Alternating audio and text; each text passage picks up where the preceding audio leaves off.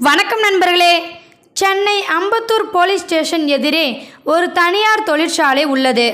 Dunlop மைதானத்தின் அருகே உள்ள இந்த தொழிற்சாலை பல ஆண்டுகளுக்கு முன்பே மூடப்பட்டுவிட்டது.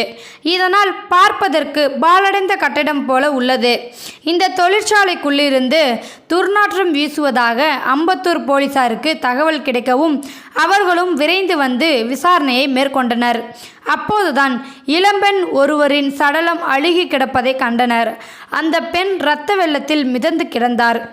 அத்துடன் பலாத்காரம் செய்யப்பட்டு படுகோரமாக கொலை செய்யப்பட்டிருப்பதை கண்ட போலீசார் சடலத்தை கைப்பற்றி போஸ்ட்மார்ட்டம் செய்வதற்காக மருத்துவமனைக்கு அனுப்பி வைத்தனர்.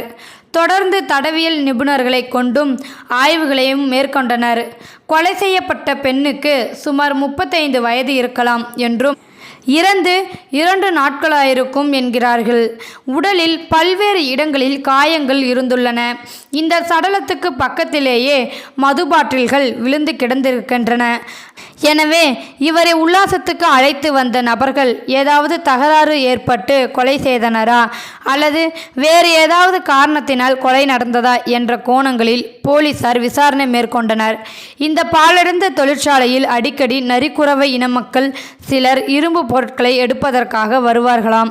கொலை செய்யப்பட்ட பெண்ணின் அடையாளமும் கிட்டத்தட்ட நரிக்குறவை இன பெண் தோற்றம் போலவே இருப்பதாகவும் சொல்கிறார்கள். எனவே அந்த பகுதியில் உள்ள சிசிடிவி காட்சிகளையும் ஆய்வு செய்தனர். இறுதியில் தீவிர விசாரணைக்கு பிறகு அந்த பெண் பற்றின தகவல்களை போலீசார் தற்போது வெளிக்கொண்டு வந்திருக்கிறார்கள். சம்பந்தப்பட்ட பெண் தஞ்சாவூர் மாவட்டம் கும்பகோணத்தை சேர்ந்தவராம்.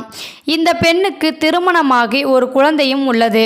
கணவர் கும்பகோணத்திலேயே இருக்க இந்த பெண் மட்டும் சென்னையில் உள்ள ஜவுளி கடை ஒன்றில் வேலை செய்து வந்துள்ளார். அதே ஜவுளி கடையில் வேலை பார்த்து வந்த பெரம்பலூரை சேர்ந்த ராஜா என்பவருடன் நெருக்கம் ஏற்பட்டுள்ளது.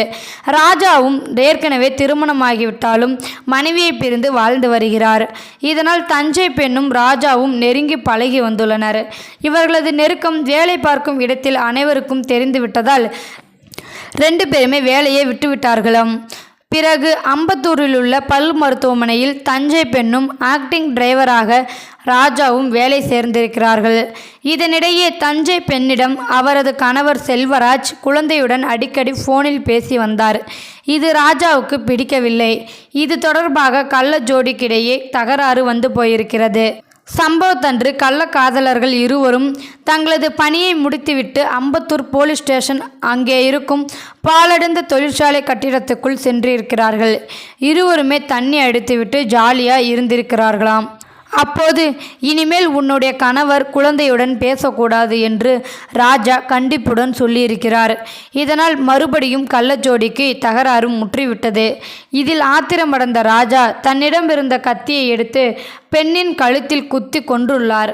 அத்துடன் அப்பெண் அணிந்திருந்த ஆடைகளை கழட்டியே மொத்த சடலத்தையும் சுற்றி அதே பாழடைந்த கட்டிடத்துக்குள் வைத்துவிட்டு அங்கிருந்து தப்பி சென்றிருக்கிறார்.